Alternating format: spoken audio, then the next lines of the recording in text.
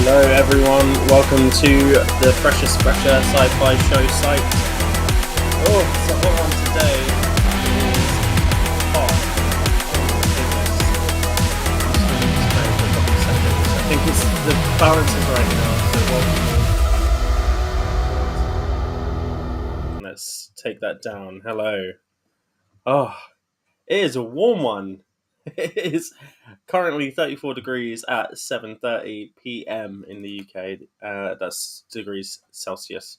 That's really hot. I don't know what that is in Fahrenheit. I don't really care. I just know it's too warm for it to be true, really.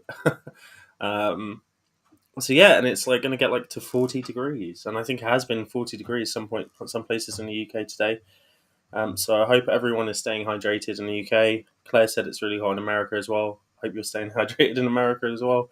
And yeah, this is probably going to be slightly shorter than normal because this is the warmest room in the house. It's the only place I can actually do this. And I've got this computer next to me, which is burning, and I'm worried it's going to kill my computer. So we're going to keep it quite light. We're going to go through the stuff. It will still be very interesting, I hope. And yeah, let's get to it, okay? And sorry for like my like sweaty hair, but it's some product, some sweat, but you know it's hot. Like, what can I say? Like, don't judge me. Cool. Let's get to it. So today we're going to be talking about something very interesting. This is part 2 of the part 4 series of the Dark Triad. Which is the most dangerous personality type somebody can have. So we covered psychopathy, what psychopathy was, how it works, and how you get tested for it. In the last psych stream we did, that was a bit longer ago than it should have been, but there was some issues. I came back from well, I think I can't remember exactly why I didn't do the Monday stream. I think it's because I wanted to spend time with my partner. And then on the, thank you, Claire. And then on the the Wednesday that I was supposed to do it on, I was coming back from Birmingham. I didn't get back from Birmingham. I left at 3:30, and I didn't get back until like 20 past 7 anyway. So I would have missed it. And it was a long drive, and it wasn't that much cooler than it is now. So I postponed it to today. So we're kind of like shifted the week somewhat. So the next one will be a week after next. But yeah, today we're going to be talking about narcissism, which is something that I've had a conversation with Claire about before. And we're going to be covering up what it is. I'm not going to go through the diagnostic criteria tool for it because I think that might be a bit overkill, but just discussing generally what it is, what it isn't, and essentially just, what can lead from it. What is the dangerous aspect of this personality type? Because if we're thinking of the Dark Triad as being the most dangerous, then there has to be an element of danger that is a part of each of these different personality types. Dangerous part of psychopathy is the lack of empathy, the lack of caring about other people's thoughts and feelings and stuff like that. Um, so today we're going to talk about narcissism. Okay, and the title of today is The Story of Narcissus, because that's where this story really starts, is in Greek mythology. Don't, Icarus. Don't. I don't want to know. I think it is due to be hotter tomorrow. So yeah, I'm not happy about that. I don't handle heat very well anyway. And in the UK, it's really muggy. It's like humid heat, so like it's oppressive. So I've stayed indoors all day. Haven't been out once, and yeah, not liking it. But anyway, the story of Narcissus. So Narcissus is a Greek myth, the myth of Narcissus. Now the story goes somewhat like, I think there's variations of it. And I have a nice coffee because I realised as well, like half an hour ago, I haven't had a coffee today. And I think that's because I didn't want to get a hot drink, but I got a nice coffee instead. So I should have put Bailey's in it. So Narcissus was this man who was by all accounts very handsome, but he thought he was like, that's in Germany. Your mileage may vary. I hope not. He essentially came across a river or a lake. Can't remember which one. And he'd never seen his own reflection before, and then he looked into the lake and saw his reflection and became so consumed by it, by how handsome he was and how good looking he was, that he continued to stare at the lake until either his death, or I think there's the myth he got turned into a flower, which is where the flower Narcissus something comes from. So that's the story, is he became so obsessed with himself that he transformed into a flower, or the gods transformed him into a flower, but he died. But he didn't stop looking at himself, essentially, and that's the idea of narcissism, is that somebody is so kind of obsessed with themselves and think of themselves as much better than everyone else, and they act accordingly.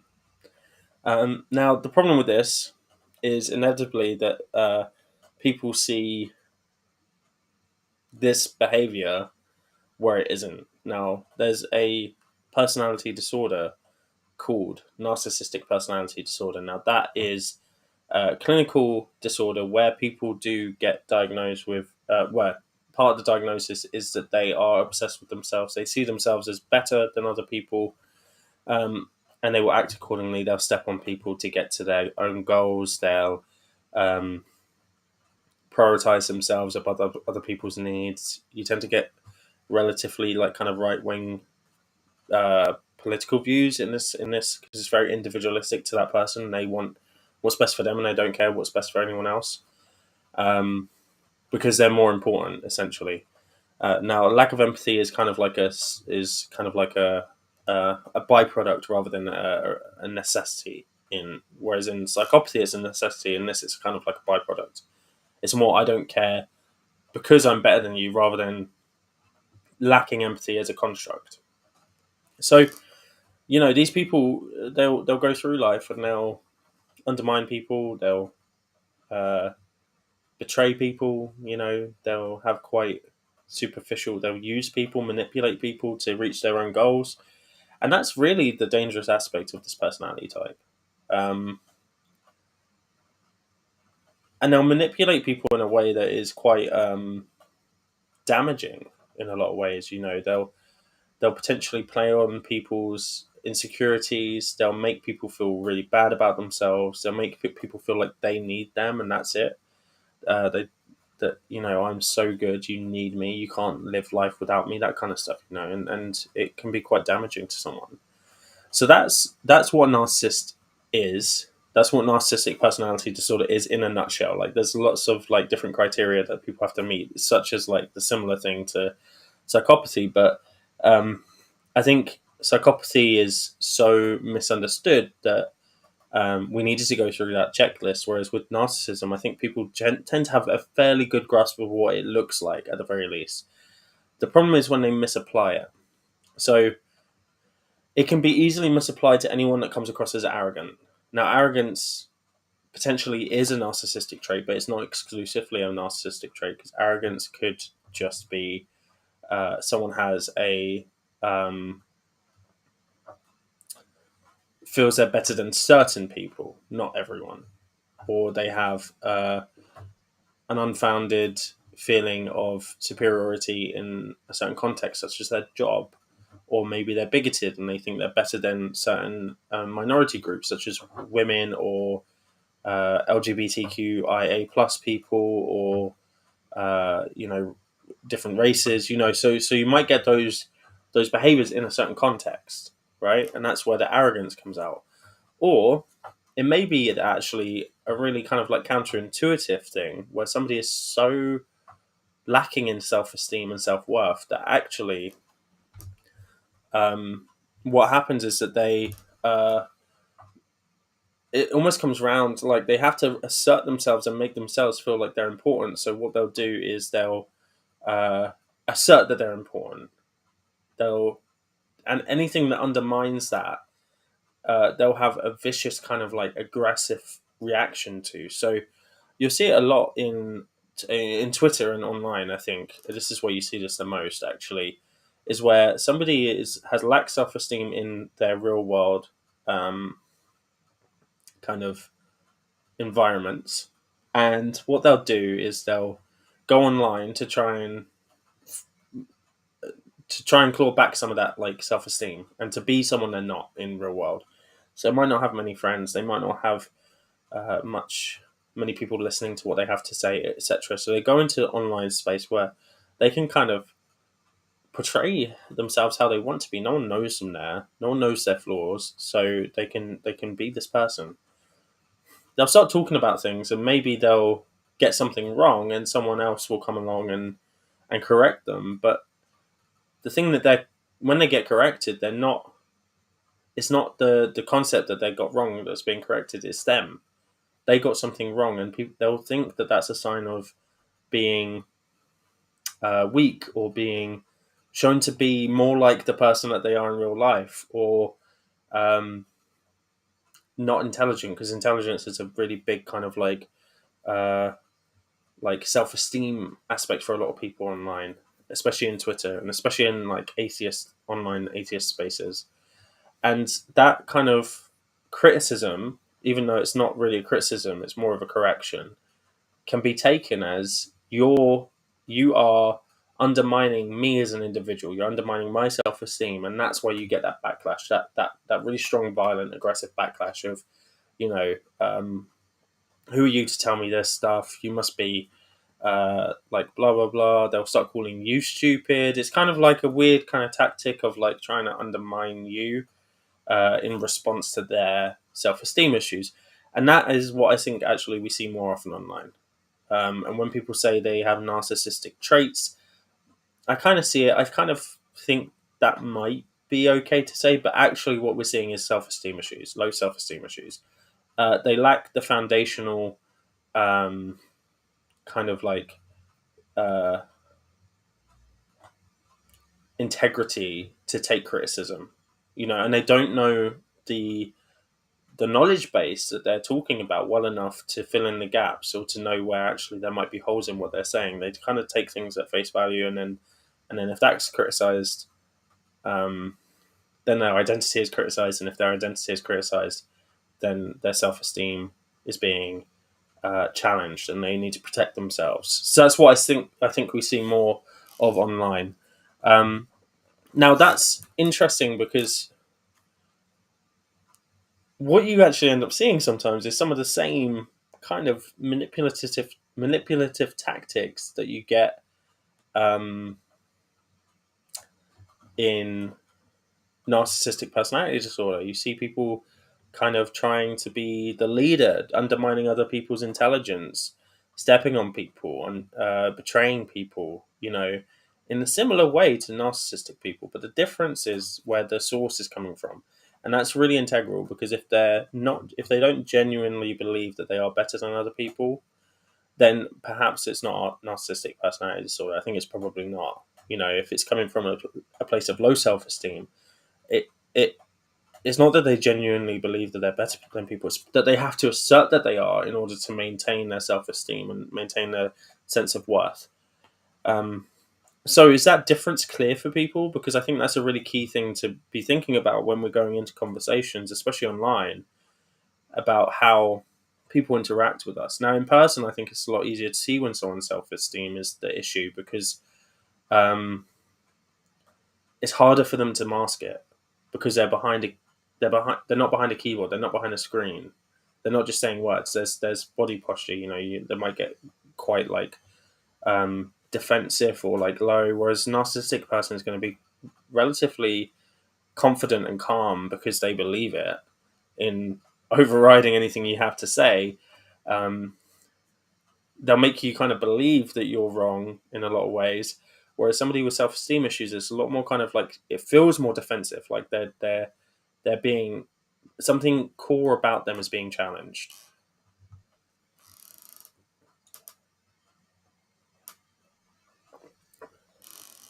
Now, I've had a few interactions with people like this, the second lot, the self-esteem people, and it upsets me because I feel like if they didn't have this,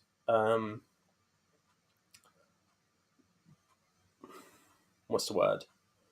Like, if they didn't have this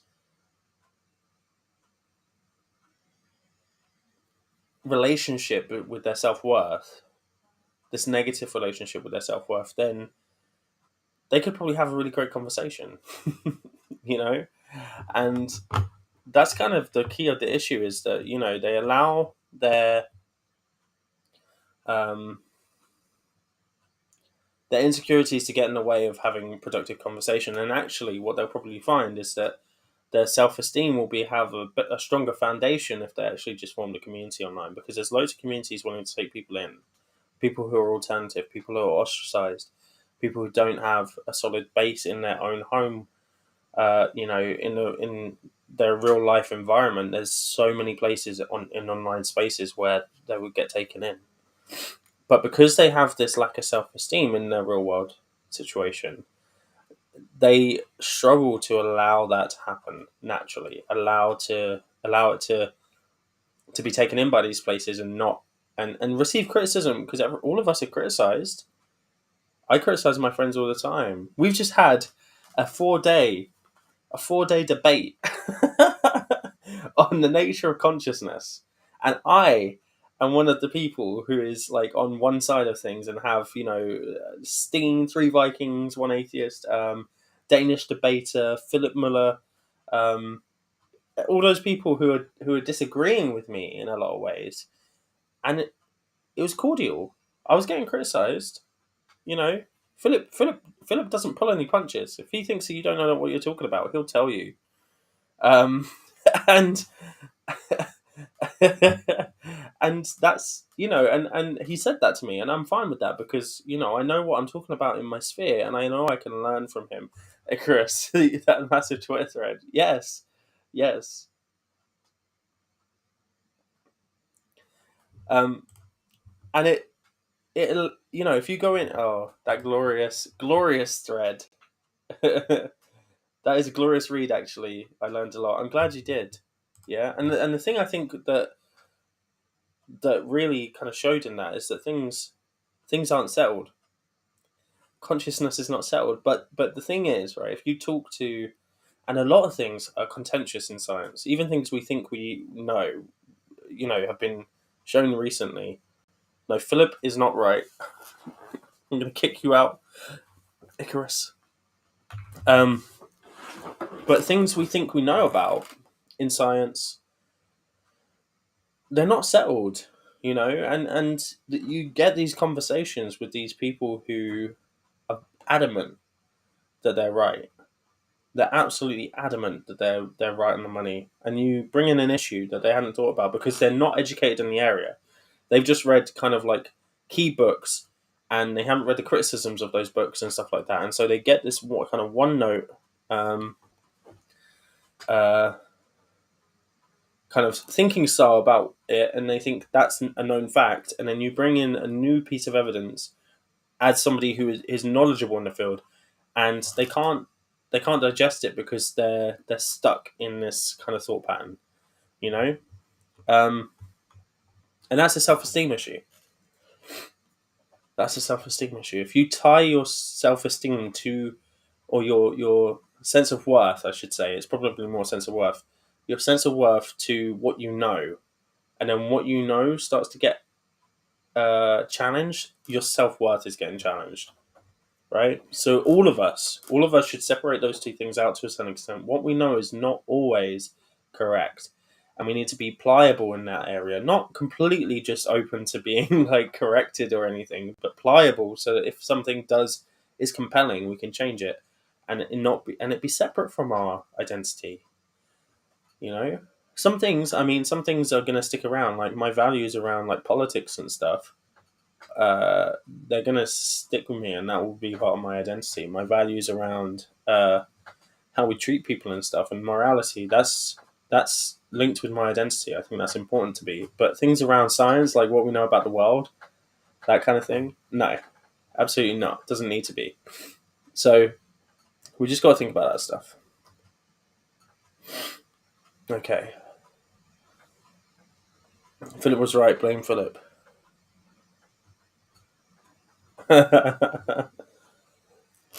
Is there a Twitter thread on Messifier bot? I don't know. No, but there is this cool thing that Steen, that's Three Vikings, One Atheist on Twitter. He found this thing called Tweeverse or something, and it like shows you the tree thread, and it's crazy. Like he showed it us after 2 days, and then after 3 days, and it was crazy. It's just it's like vines, and then I'm sure that now it's even worse because we were going all over the place. So that is essentially what a narcissist isn't. Yeah, but it's what people most commonly call a narcissist. When I see people talking about narcissists, it's usually people that I look at them and I think actually they have low self-esteem or low self-worth. You know, now a narcissist won't have necessarily low self-worth. They'll be thinking really highly of themselves generally, and they'll be closed down to criticism in a kind of different way. It's more about like, I don't believe you. I'm right because I'm right. I don't believe that you're right because you're less than me. Yeah.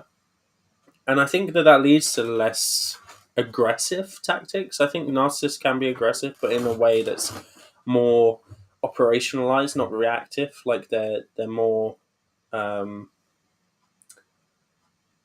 direct in their aggression. Like they'll pinpoint it in order to undermine someone or something like that. Whereas someone who lacks self-esteem. Philip, what is it with you guys today?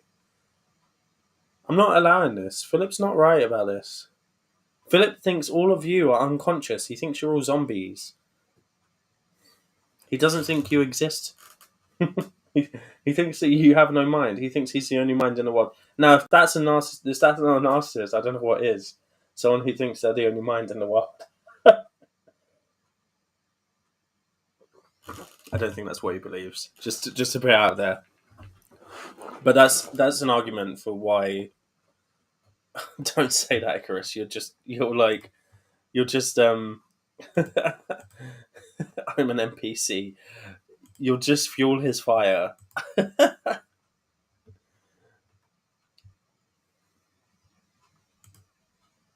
I mean, in this he's not particularly wrong about me. No, I'm a zombie as well today. Yeah, I'm a zombie as well. It is warm. Still 34 degrees. Okay. So, yeah, narcissism is not lacking self esteem and um, asserting your self worth onto other people because you lack self worth innately. That's not what it is. Um,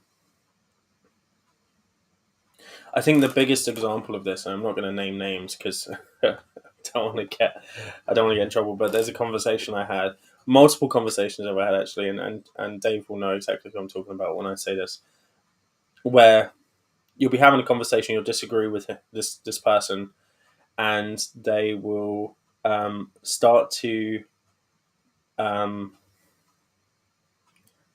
divert or distract from the point you're making and bringing arguments from other situations that happened ages ago into the conversation you're having in order to undermine you and your point in front of other people, because the point of that is to present well to other people, is to make yourself look like you are doing better than you are, because you know you're failing, or you don't have a comeback, or you don't have a response to the point. Like, if I had a response to a point, I'd bring up the response to the point. But if I don't, and I need to protect my integrity in front of other people and my integrity to myself, then I need to bring something else in that will discredit this individual.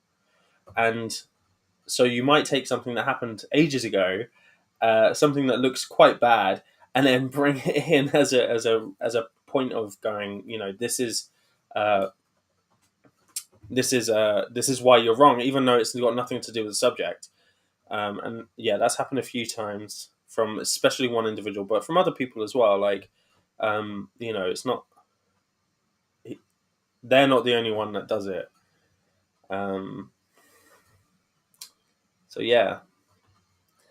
Um, so narcissism, actual what it is, yeah. I'm so hot. Like, it's too hot.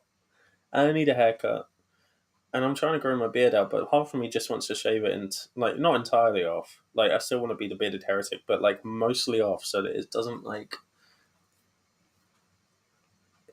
heat this area.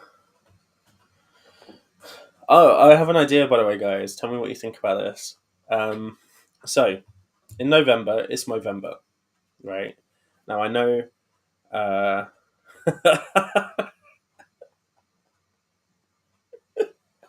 I'm sorry. I'm not saying that out loud, but Dave, that really got me. Okay, in November it's Movember, right? Now, um, Jovial Dane, you guys only exist in my phone. Ergo, I am God. And now he's basking in praise. If praise is ridiculous hot weather, then yeah. In November, it's November. Now, I don't want to shave my beard off just for nothing. And my partner would hate that. She would absolutely hate that if I shaved my beard off. But I figured there's two things I want to do. The first thing is a 24-hour gaming session live streamed with a few friends. We did it before for Macmillan, and I would like to do it again for Movember, because I really love the Movember charity. I think it's amazing what it does for men's health, especially men's mental health. But I would shave my beard off and just have a mustache if the amount of money I got was worth it. And I would only do it after I've already received that amount of money. So, how many of you guys think I could reach? I want to be realistic here. How many of you guys think I could reach £750? £750. That's probably about $900, I think, something like that. What do you guys think? Do you reckon I could reach that? Do you reckon we could reach that as a community? For me to shave my beard and just have a mustache in November. And I'll do a 24-hour gaming session as well. The power lies in the beard. It does. It does. Cough choke. Icarus, what real money are you talking about? I don't know. Give me the money that you use. Euros. If it's euro, I assume it's euros. That will be about 750, about 850 euros.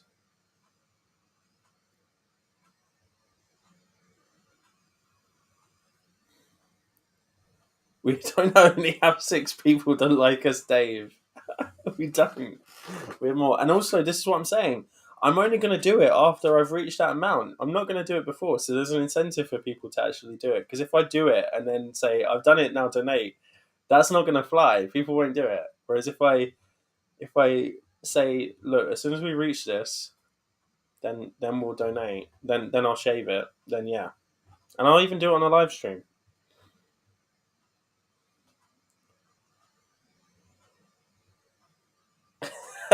It can grow back, Claire.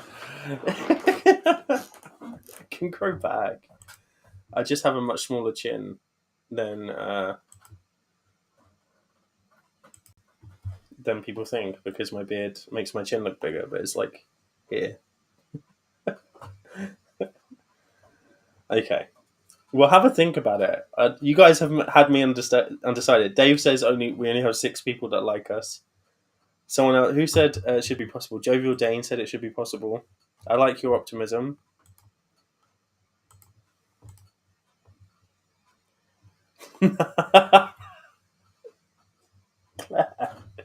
can't do that.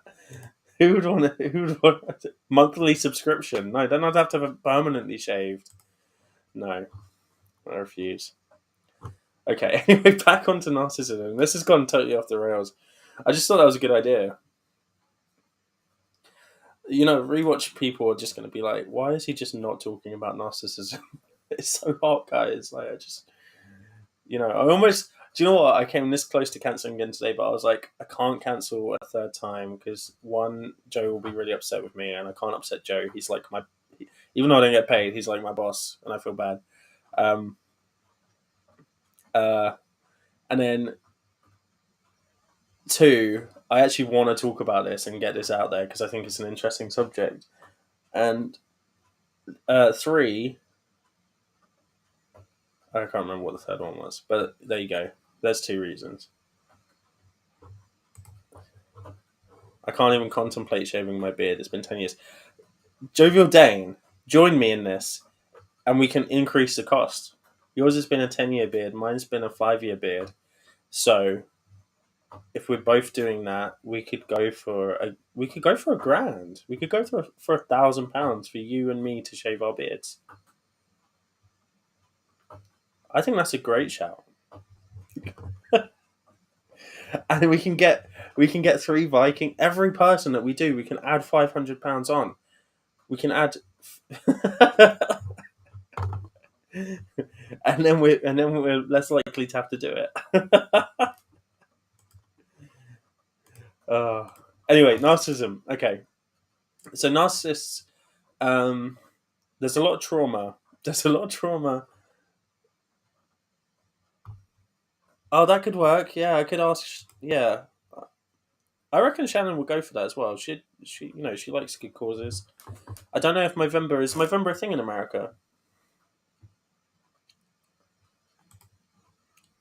Jivildane's thinking about my proposition. I think it's going to be a no.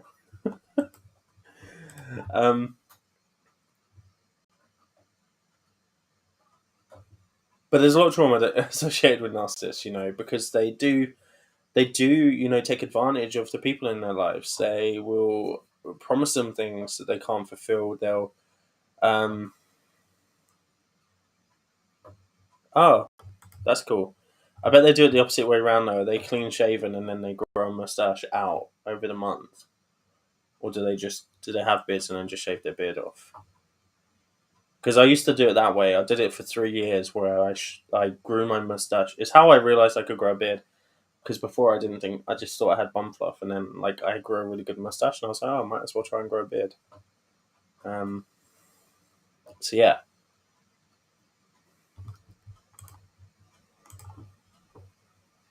I can't grow a beard. Says Ozian Talks. Oh, that's a shame. I think naked faces in the cold. This is the problem I'm having right now. It's like I literally just feel like getting the clips and going shh. But it wouldn't look good for, being called bearded heretic. Not having a beard.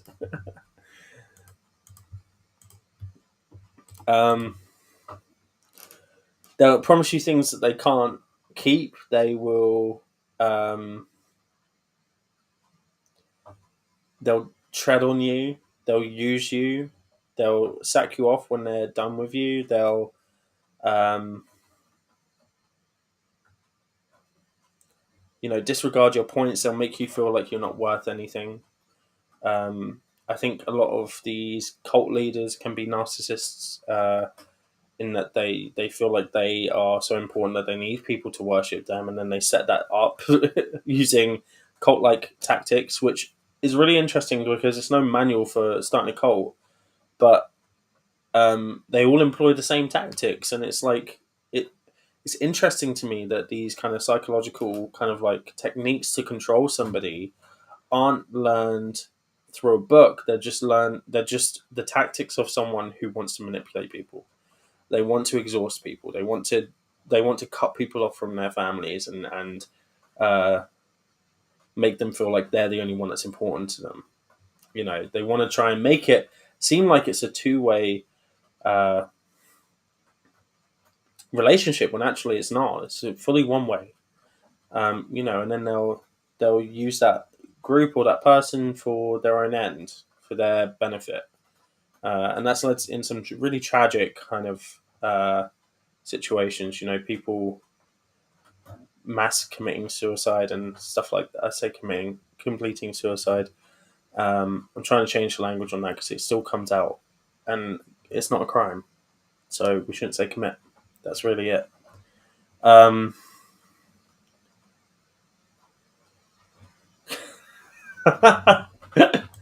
they all convince others to shave their beards off at the same time. Hey, no comment.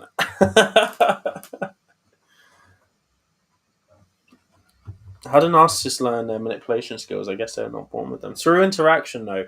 So they're not born with them per se, but what they do is they practice manipulation, right? Because they will think, I want to get something. And remember, personality disorders aren't necessarily inherited in the same way that other disorders are. Personality disorders are usually a personality development in like early childhood, which go on to be solidified in adulthood. Um, and really, we don't call anything a personality disorder unless someone's around 21, because we want to give that person to fully form their personality before we make a claim about their personality. So once someone reaches that age when their personality is fully formed and they are engaging in personality disorder traits, they would have learned these tactics through their childhood. So, if they believed they were better than people, they would know that, oh, in order to get what I want, I need to make sure this person thinks I am their best friend, even though I'm not. And in the meantime, they'll be backstabbing that person at the same time, playing politics. The playground is very political. We forget that, and it's not just playing. It's who's friends with who's best friend. How can I get all these people to do what I want them to do, right? And that's where we learn our social skills. And if your motivation is to step on people and to uh, overcome people because you think you're better than them, that's where you're going to start doing it. Yeah, and those kind of like uh, um, play situations, right? And that's where you learn, how you can uh, get people to do what you want. So you might be like, yeah, I'm your best friend, but in order to be my best friend, you can't be friends with anyone else. You have to just be my best friend, right? And then you'll get a few different people, a few kids who think they're your best friend, and they'll start you start talking to them about things, and yeah, it grows from there. So manipulation is a tactic learned in childhood, um, or adolescence. Because it's the same thing when we're starting to have relationships with like romantic relationships. That's where we start to learn how we respond in those relationships, how we respond personally, and what we will take and what we will give, and the other thing is we learn how to abuse if we're this way inclined, right? Um, we understand what to say, how to manipulate someone, how to make someone feel like isolated by us, how to make someone feel uh, less worth anything in order um, to make them feel like you're the only person that would ever be with them, which is the exact tactics of an abuser, and it's amplified with somebody who's narcissistic. Um, I think a lot of abuse, domestic abuse specifically, is about um, feelings of inadequacy in a man and feeling like he has to assert himself. It's kind of a similar thing to the low self esteem thing. He's not worth much in the world, so he has to assert his worth in the relationship home. He needs power. It's about power more than worth. He needs power, and so he will exert his power against his family. Because if he's not that powerful leader there, where is he a powerful leader? And I think that ties into traditional masculinity ideas within society, because men are told that they need to have power in order to be worth anything, and without power, they're not worth anything. And luckily, I think that trope or that kind of ideology within society is starting to wane, because I certainly something that I don't feel like power is my goal in life, um, which means that I'm not looking for it. I'm not trying to find it in places. I'm not trying to assert it in places, because it's not something that I value. Power isn't something I value. I don't care for it. And I think that is more widespread now than ever in terms of masculinity. I think there's a lot of people who are um, kind of relinquishing that ideology or that idea of masculinity. I think there's a lot of people that still hold it, but less so. Um, Fingers crossed. Anyway, maybe it's just my friends. Maybe I'm in an echo chamber. Um, so yeah, but again, like a narcissist can resemble that power imbalance, but it's more about, for them, it's about power because they believe they're more important than everyone. It's not just because they're lacking power in other aspects of their life. So they'll be like that in every context rather than it just being in the home context. And I think that's a really key thing to remember, is that with personality disorders, it's the context matters. If somebody is like something in one context and then not like something in the other context, that tends not to be a personality disorder, because they're able to manage that. Whereas if it is every context they're displaying the same behaviors, someone is exerting power in their work, they're exerting power in their home life, they're exerting power over other people in their lives, then that is more likely to be a personality disorder, because it indicates a more stable concept that they're more important than everyone, rather than it being like a, a way of balancing a self-esteem issue in other areas of their life.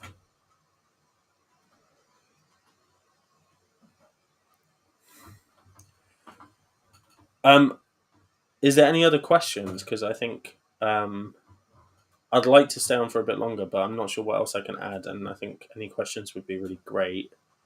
Um,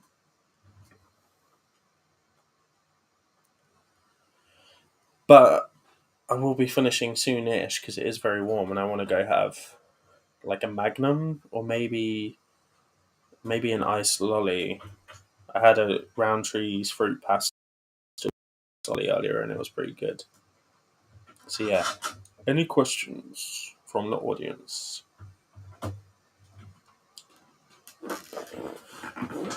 I think, again, actually, just whilst you consider what you want to ask, if you're going to ask anything, um, this is a really important thing about language. Again, now I know Answers and Reason, Joe and Dave, myself, Philip, we talk about language a lot, and I hate the conversation because it feels like we're just talking about semantics all the time, and I hate talking about semantics because I'd rather get to the meat of the issue. I'd rather talk about this stuff than semantics, right? But the problem is, when people are using words out of context, they're making inferences that they don't realize they're making. Right now, what we're leading up to is the most dangerous personality type. Narcissism is a part of that triad. And so, if we label someone else narcissistic, when actually their issue is self-esteem, what we're doing is we're lumping them in with a bunch of dangerous people without trying to understand where they're coming from. And actually, a personality disorder is really hard to treat because you actually have to treat the underlying uh, structures that make up that personality. It's not anything other than who they are, and to try and untwine that and to redirect it, even just to redirect it to a point where it's like, okay, yeah, you can believe that you're you're better than everyone, but at least treat other people right, right? That's one way we could go about it. That's difficult because trying to convince someone, well, I am better than everyone else. Why should I care about anyone else? That's tough trying to get them to think about that logic, right? But if someone has self-esteem issues and they're lacking self-esteem, that is absolutely something that we can address. Even within like a Twitter conversation, we can try and it feels a bit manipulative, but we can try and work around it by saying, I you're getting this thing right, or you're getting this thing right. We can like kind of like counterbalance it slightly. I see where you're coming from with that. We can add these terms in that don't trigger someone's defensive response, make them feel validated, um, but then uh, we're kind of we're kind of preventing them from getting into a defensive place, and that allows us to have a fruitful conversation with them. If we challenge them directly, then we're going to have an issue. Now, that's not the same with the narcissist. So there's a difference in our approach there. Whereas if we just say that person is a narcissist, we're removing that nuance, you know. And someone like that may make us so great, like angry, that we don't want to even bother trying with that kind of conversation. But it is an option for us. We can try and mitigate our responses to respond to the fact that actually what they might be doing is they might be having low self-esteem, and they might have low self-worth. So they're responding reactively to a perceived threat rather than it being a narcissist kind of being dismissive and manipulative and trying to make out like you're just wrong for lols. Um, so the moral of that is, don't jump to narcissist straight away. I think arrogant. I think up themselves. They got their head up their ass. I think there's loads of words. There's a plethora of words that we can use that aren't narcissist that will probably just as accurately describe that person, but won't have the connotations associated with narcissistic personality disorder. And that's what I mean about picking language carefully. Is that when something has a specific clinical definition, people conflate the two all the time. They'll start using them interchangeably, and that's difficult because when you're trying to have a conversation about it, it sounds quite good calling someone they're just a narcissist. Don't worry about it. But actually, we could be doing something to try and manage that situation a little bit better, And it's not our problem. I'm not saying that it's not our problem, but ultimately, if we can help to manage that, other people will have better conversations with them as well because they'll learn something. So it is on us. We do have a responsibility in a dialogue to try and make sure that we're understood and to try and make sure that we're not triggering someone else. So that's why that's important. We can say something fairly innocuous and it does trigger someone else. It's not our fault, but we have a um, what's it called? We have a responsibility within that. We caused that, right? And I like to use an analogy in this situation of like a car going down a street at 70 miles an hour. It's a 50-mile-an-hour road. They're going down at 70 miles an hour, and there's a tractor ahead of them, and the tractor's indicating turning right, and the car goes to overtake the tractor, and the tractor continues to turn right, and the car smashes into the back of the tractor. Right now, whose fault is that? Well, that's the car's fault for speeding, not paying attention to the indicator, and not slowing down. Right, but the tractor could have looked in its mirror to see if there was a car that was being stupid and not turned if he saw that car, right? So the tractor could have prevented that from happening, would have prevented an accident, but it wasn't the tractor's fault. And that's the difference between taking responsibility for what you had, what part you played, and being blamed for or having responsibility for the entire situation. You're not to blame, but you could have done things differently. And that's reflection, right? That's when we reflect on a situation. That's how we get better. Not just taking everything onto ourselves, but taking the bits that we do actually need to own. Okay, and I think that's important. Um, can narcissists recognize another narcissist? Can two narcissists be in a relationship? I don't see any reason why a narcissist would naturally recognize another narcissist, other than the fact that they will be able to recognize some of the behaviors that they do as other things. Like, I think that a lot of these personality disorders have been given like this magical quality, almost about like how like they're so different that they're like a different species and they can like kind of track each other. And I think that that's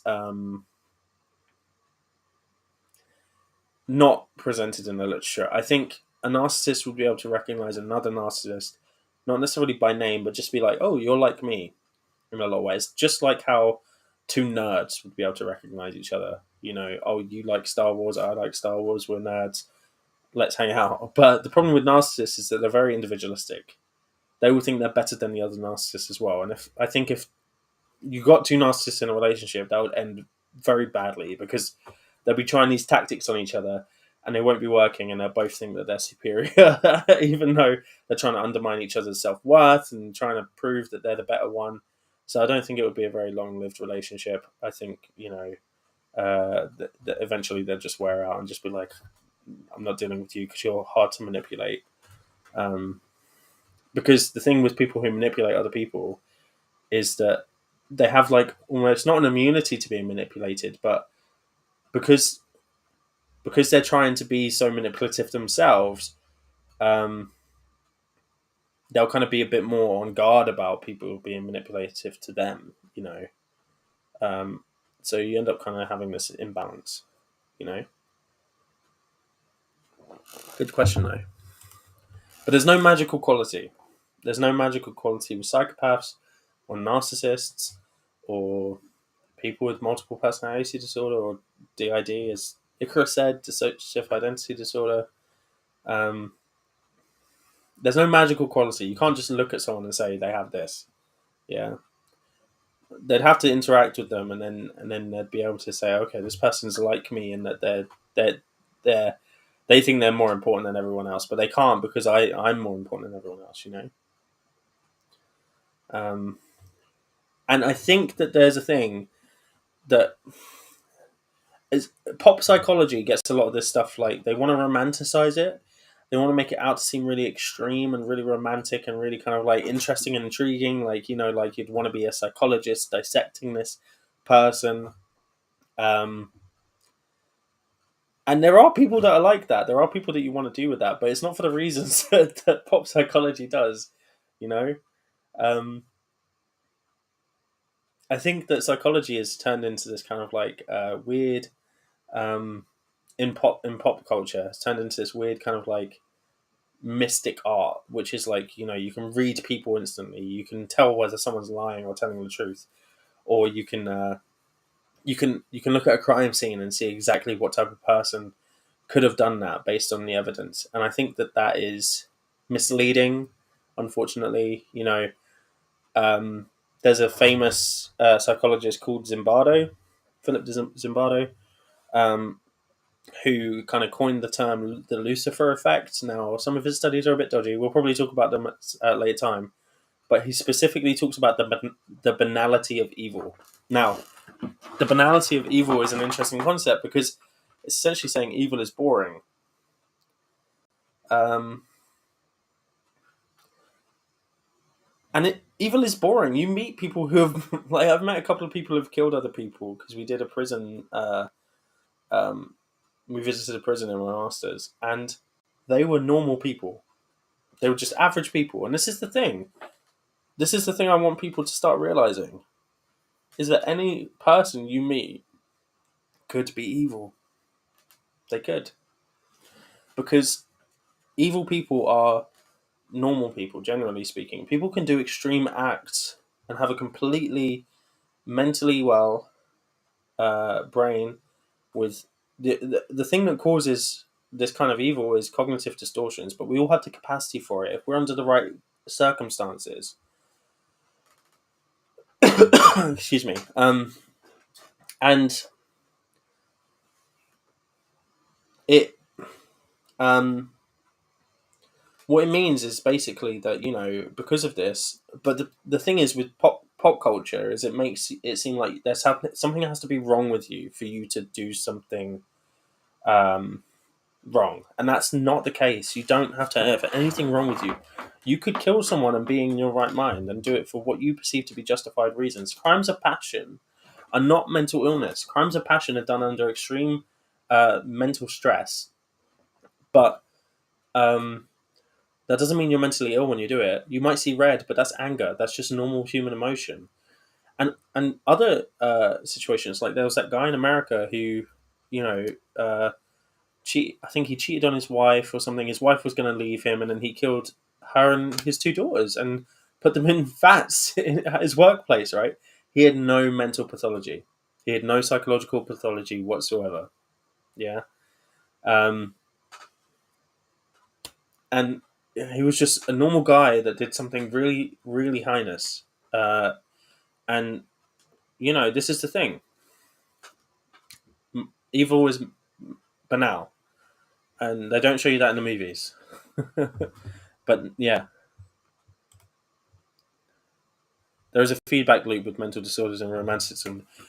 Do you mean that people are more likely to develop mental disorders because it's been romanticized, or people are more likely to own mental disorders? Because I'm interested in what you mean here. I think that's the case. People label themselves with mental disorders a lot more because it's been romanticized a little bit. They'll be like, my mood fluctuates, and I've got bipolar, and I'm like, your mood's not fluctuating that much. It's fluctuating a fairly normal amount.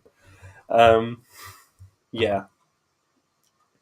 But this is important, This is why it's important that we don't undermine uh, psychiatric institutions. And I don't like psychiatric institutions all the time. I think they get things wrong.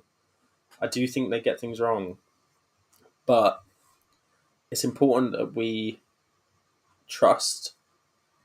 not trust, but it's important that we allow people who are trained in and have experienced a lot of interaction with people who are mentally ill to make those calls and not do it ourselves. When it's the same thing with physical health. We go on Google, we search up some of our symptoms for our physical health, and they're wrong. It'll tell us we've got cancer. It'll tell us we've got this really extreme disease that's only found in West Africa or something, and it's like, no, I think I just have a cold, right? Same thing with psychological illness. It's exactly the same thing. You can be under mental stress. You can have mild mental health symptoms without it being a mental disorder. Disorder means it's influencing your life to the point where your life is disorderly.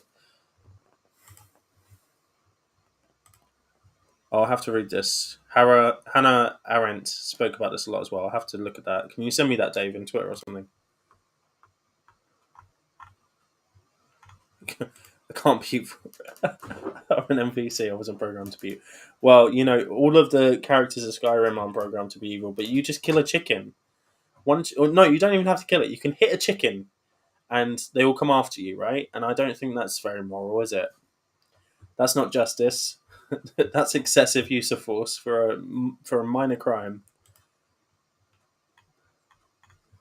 I can't be evil. I already killed everyone who thought I was.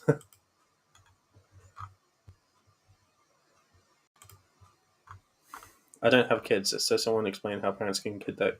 So a good example is honor killings, and these happen in various different religious groups, not just Islam, which is or Hinduism, which is um, the stereotype. It can happen in all different religious groups, including Christianity. And essentially, in honor killings, you have a child who you want to bring up in within the faith of your community, and you got to remember, like in these situations, there has to be a relatively zealous perspective on the faith that you have. You need to believe it strongly. You need to believe that in like the repercussions of not following that religion are extreme and are um, going to 100% happen. Okay, so there needs to be quite a zealous belief there, and there also needs to be pressure from a community, in my opinion. So if your child does something which is not in keeping with that religious practice, such as not marrying the person you want them to marry, or having sex before marriage, or any of these things, right? Then what they're potentially doing is, um, you know, setting themselves up to go against God and therefore go to hell or something. So essentially, the idea of killing yourselves out of love is even if you think that you may go to hell as a result of this act, you're preventing them from going down a road that will lead them to hell and sacrificing yourself, your eternal being, essentially um, as a sacrifice to make sure that your child doesn't go to hell. So the idea is that you're preserving that child's eternal soul through your action, even if you're damning yourself. I hope that made sense. Now they're wrong, 100%. I'm not justifying them because one, I don't believe in an afterlife, and I think that this is completely misinformed. Um, and I think any kind of killing is wrong, in my opinion. But that's an answer. The other kind of one is if your child is undergoing like severe abuse from someone, and like there's a few different cases where mums where the dad was abusing the child, and then the mum killed the child in order to prevent the abuse from going on any further. So there you go. There's a couple of options. I think there's more, um, but people do things for really abstract reasons, and it's difficult to break it down. Um, People with mental disorders see the romanticism in pop culture, and it feeds into the delusions they create for themselves. Right. So this is really interesting because there's a couple of things at play here. Firstly, is like pop culture, but the other part of it really is culture as a whole. So in like the West Indies, like kind of the Caribbean and stuff, people who have hallucinations, psychotic hallucinations, will tend to have more positive. We call them like benevolent hallucinations. They'll think that they're angels. They'll think that they're interacting with them positively. They're giving them good commands, like like buy a present for your mum or something. Like positive commands and stuff like that, right? And in the UK, the same community. So we're talking about the Caribbean community in the UK, which for some reason I'm not entirely sure why. I don't think they've figured it out yet. Is more prone to developing hallucinate like psychotic delusions as part of their hallucinations or hallucinations in general. Um, so in the UK, they'll have a lot more. We call them malevolent, so negative hallucinations. They'll tell them to do horrible things. They'll call them horrible names and stuff. Now, the reasoning behind that is that in the West Indies, it's a lot more accepted. It's like you're connected to God. You're kind of like hearing angels and stuff, and people will accept that as part of that dynamic, that paradigm. Whereas in the UK, it's you're crazy. and so people kind of try and shut off or ignore or hate their voices, so they become negative. They become, because they have a negative relationship with them, they become negative. And this, I saw this in one of the patients I used to work with, where she was hearing positive angels.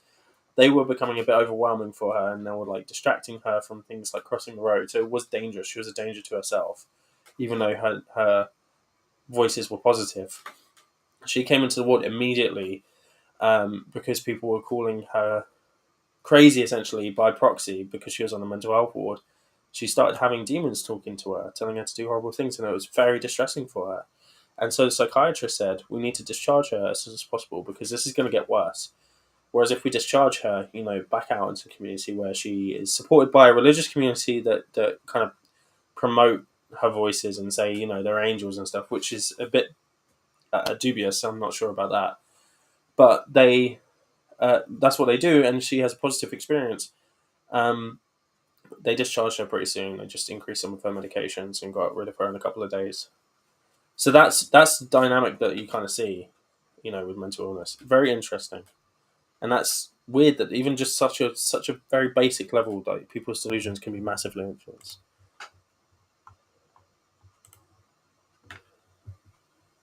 For example, child custody issue. Yeah, I mean, I guess it depends on the dynamic of the parents. Like, um, but it's it's kind of like there's this other thing. Like, I think a lot of people see children as like in child custody issues as like a bartering tool, and as soon as they become objectified in that way, um, I think it's easier to use them maliciously as well. So it's not necessarily killing out love in that situation. It's more of like a malicious, if I can't have them, you can't have them either, kind of situation. They're an object to be owned rather than a person within their own right.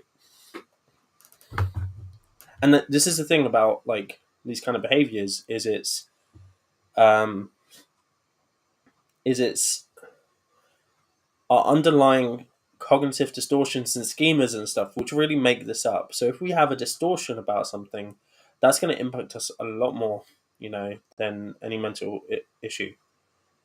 You know, I was absolutely thinking about the exorcism thing and alien abductions. Lots of situations that could be psychotic breaks, but are excused away as other more romantic supernatural things. Yeah, absolutely. And this is the thing. Actually, you're right.